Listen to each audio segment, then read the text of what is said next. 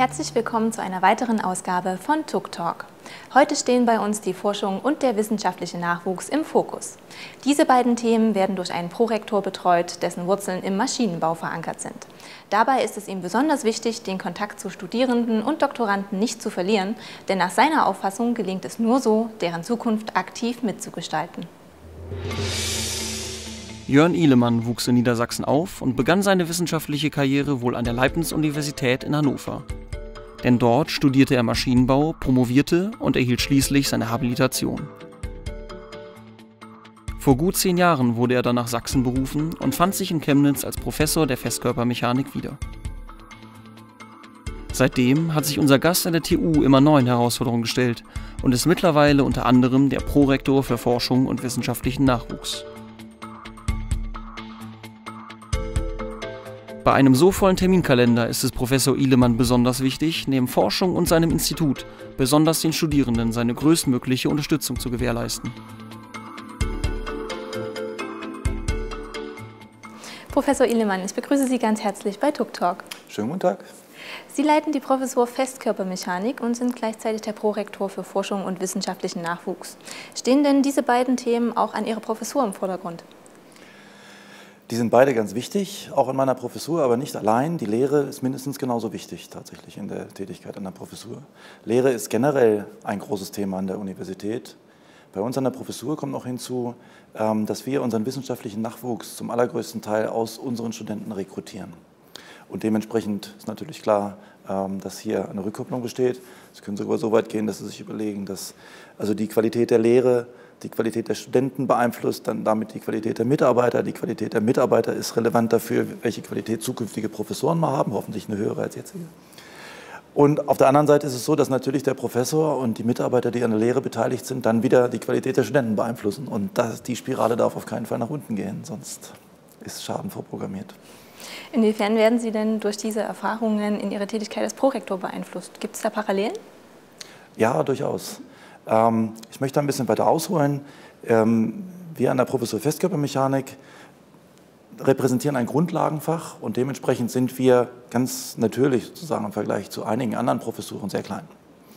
Wenn Sie aber mit anderen Mechaniklehrstühlen in Deutschland vergleichen, sind wir durchaus groß und sind forschungsintensiv und haben viele Drittmittel. Insofern ist Forschung bei uns durchaus ein ganz zentrales Thema an der Professur, sowie natürlich auch im Prorektorat. Der wissenschaftliche Nachwuchs ist auch ein ganz wichtiges Thema, denn wenn Sie eine Professur erfolgreich betreiben wollen, dann brauchen Sie gute Leute als wissenschaftlichen Nachwuchs, die gut ausgebildet sind, die teamfähig sind, die eine ganz hohe Motivation haben. Also insofern sind diese beiden Themen an der Professur natürlich wichtig und treten aber mit der Lehre zusammen, sozusagen als wichtige Aspekte auf. Und für meine Tätigkeit als Prorektor nehme ich daraus mit, dass ich die Forschung und den wissenschaftlichen Nachwuchs nicht separat und getrennt von Lehre und Studenten betrachten möchte, sondern das immer gleichermaßen im Sinn haben möchte, wenn wir dort über Entscheidungen nachdenken. Und insofern finde ich auch diese Zweigleisigkeit, die wir haben, indem wir als Prorektor in einer Nebentätigkeit zur Professurtätigkeit arbeiten, durchaus positiv an der Stelle. Das Amt eines Prorektors ist ja aber naturgemäß sehr zeitintensiv. Vernachlässigen Sie denn dadurch nicht auch Ihre Professur so ein kleines bisschen? Die Frage hat mich schon sehr bewegt und die Antwort ist durchaus ja. Sie haben das erwähnt, das ist zeitintensiv. Man kann versuchen, das durch Schlafentzug auszugleichen. Das funktioniert meiner Erfahrung nach nicht vollständig. Insofern geht der Professur etwas verloren, weil ich nicht da bin zeitweise. Zumindest mal, wenn man davon ausgeht, dass es gut für die Professur, wenn ich da bin, kann man darüber diskutieren. Aber auf der anderen Seite, und das ist die gute Nachricht, in meiner Professur hat es sich jetzt gerade so entwickelt, dass ich eine Gruppe von jungen Postdocs habe, die haben alle bei mir promoviert, sind jetzt noch da. Und die freuen sich geradezu, dass ich jetzt Prorektor bin und für viele attraktive Aufgaben an der Professur keine Zeit habe. So können die zum Beispiel interessante Vorlesungen übernehmen und so, was für die natürlich wieder ganz wichtig ist auf ihrer wissenschaftlichen Laufbahn. Und in dieser Kombination mit der Unterstützung dieser Postdocs und mit der Unterstützung der Sekretärin und sowas, glaube ich, dass ich in dieser Kombination Prorektor und Professur schon mein Bestes gebe und hoffentlich auch in Zukunft geben kann. Dafür wäre es nett, wenn Sie mir Glück wünschen. Natürlich. Welche Tätigkeiten umfasst denn Ihre Arbeit als Prorektor? Das ist vielfältig. Zum einen arbeite ich ganz viel direkt mit dem Rektor, dem Kanzler und den anderen Prorektoren zusammen. Wir sind wöchentlich in der Rektoratssitzung beisammen, wir sind im Senat, im Hochschulrat. Überall treten wir gemeinsam auf, noch in etlichen weiteren Gremien und Besprechungsrunden. Dann gibt es einige Gremien, zu denen ich gehöre oder die ich zum Teil sogar leite. Da möchte ich nur 2 Beispiele nennen. Das eine ist die Kommission für Forschung und Förderung des wissenschaftlichen Nachwuchses, die KFF. Die ist in einer wesentlichen Tätigkeit dafür zuständig, dass Gutachtertätigkeiten, die innerhalb der Uni ablaufen müssen, wenn es um Preise zum Beispiel geht oder um Forschungsprojekte, die wir vergeben können, dann macht das die KFF, also eine ganz wichtige Funktion. Und das zweite Beispiel ist das Zentrum für den wissenschaftlichen Nachwuchs, was überhaupt nur dafür da ist, um die Arbeitsbedingungen für den wissenschaftlichen Nachwuchs zu verbessern, dort als Beratungsstelle zur Verfügung zu stehen und.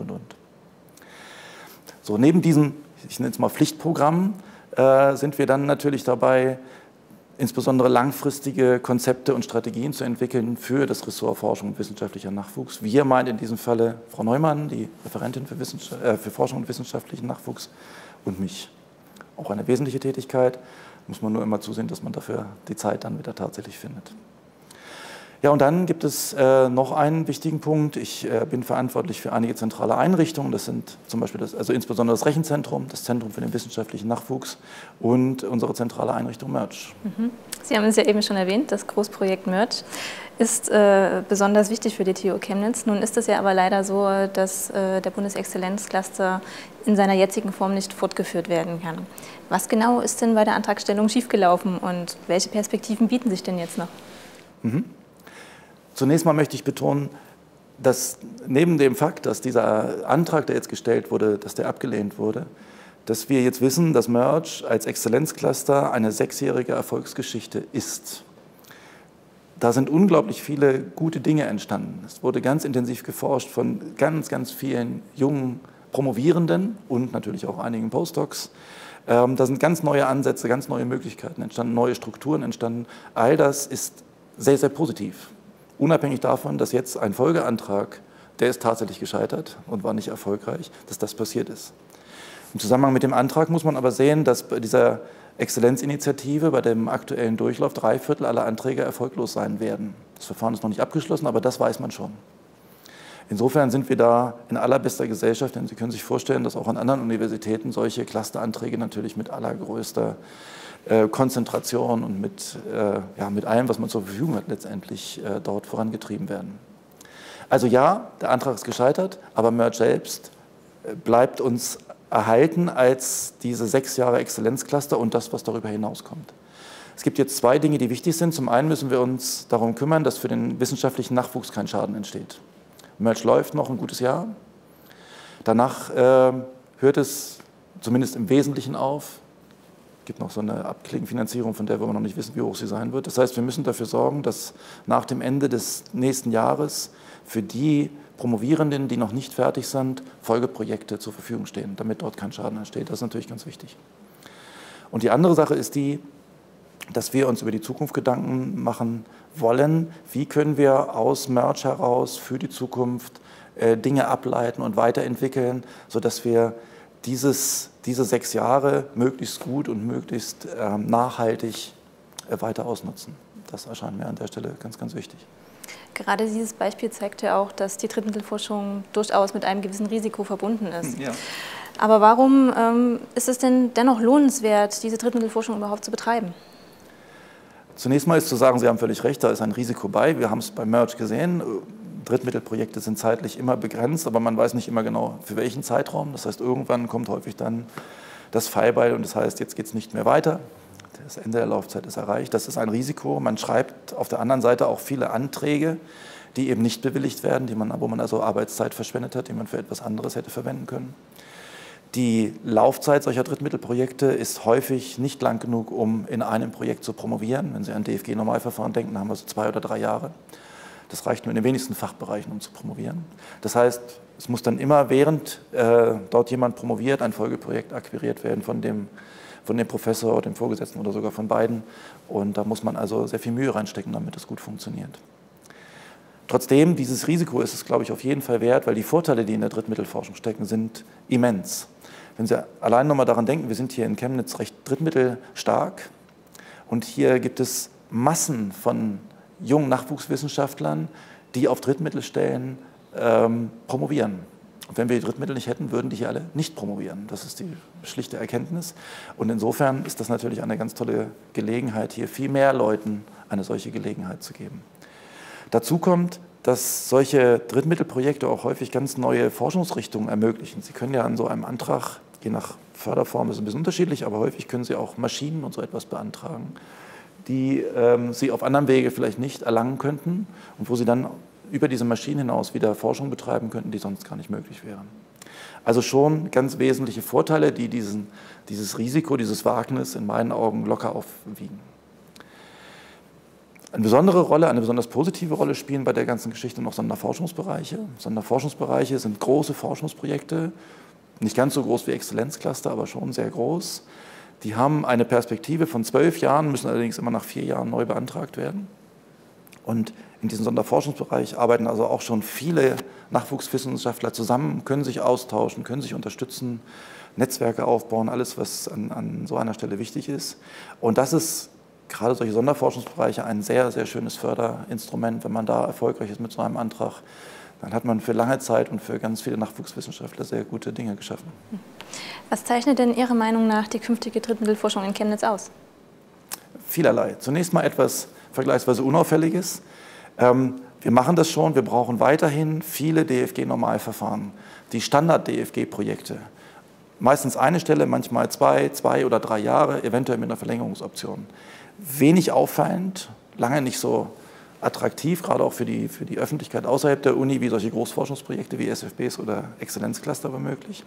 Aber DFG-Normalverfahren sind das finanzintensivste Förderinstrument der DFG. Und viele Kollegen sind der Meinung, dass es auch das innovativste Förderinstrument der DFG ist. Nur ihm fehlt eben so ein bisschen die Sichtbarkeit, wenn Sie so wollen. Trotzdem ist es eine ganz wichtige Basis für Universitätsforschung und das müssen wir fortsetzen. Wir sind auf einem guten Stand, aber insofern, wenn Sie nach der Zukunft fragen, das muss auch in Zukunft da sein. Dann gibt es eine ganz andere Förderform, die ich sehr attraktiv finde. Das sind Forschungsprojekte, wohlgemerkt solche mit hohem wissenschaftlichen Anspruch, die direkt von der Industrie finanziert werden. Das funktioniert nur in bestimmten Konstellationen, überhaupt solche Themen zu finden, wo die Industrie bereit ist, Geld auszugeben und die aber auf der anderen Seite wissenschaftlich wirklich anspruchsvoll ist. Aber wenn Sie solch ein Thema finden und einen Geldgeber finden, ergeben sich daraus für die jungen Mitarbeiter ganz tolle Möglichkeiten. Weil einerseits sind sie wissenschaftlich am Arbeiten und andererseits erhalten sie aber Einblicke, wie wird in der Industrie gedacht, gearbeitet, wie werden dort Strategien entwickelt und umgesetzt und. Also das ist etwas Schönes. An der Stelle könnten wir gerne ein bisschen mehr haben in Zukunft. Da werden wir uns darum bemühen, dass wir da vielleicht auch noch unterstützen, damit wir dort ein bisschen stärker werden. Dann gibt es eine Fülle weiterer Förderformen. Es gibt Europaprojekte, EU-Projekte, es gibt AIF-Projekte, BMBF-Projekte. Alles wichtig, möchte ich jetzt nur nicht im Detail ausführen. Aber was ich noch mir für die Zukunft ganz explizit wünsche, wären, ich sage mal, 3 Sonderforschungsbereiche mit Sprecherschaft in Chemnitz, idealerweise jeweils einen in jeder unserer Kernkompetenzen. Dann hoffen wir einfach auf viele zukünftige Projekte. Professor Ihlemann, ich bedanke mich bei Ihnen, dass Sie heute unser Gast waren. Ich danke auch. Mit unserer nächsten Ausgabe neigt sich das Jahr 2017 bereits seinem Ende entgegen. Wir wollen daher nicht nur die Geschehnisse der vergangenen Monate Revue passieren lassen, sondern auch einen Blick auf die Vorhaben im kommenden Jahr werfen. Dazu begrüßen wir unseren Rektor, Prof. Dr. Gerd Strohmeier, der auch einige persönliche Worte an Sie richten möchte. Feedback zu unserer Sendung können Sie uns wie immer unter der eingeblendeten E-Mail-Adresse zukommen lassen. Bis zum nächsten Mal.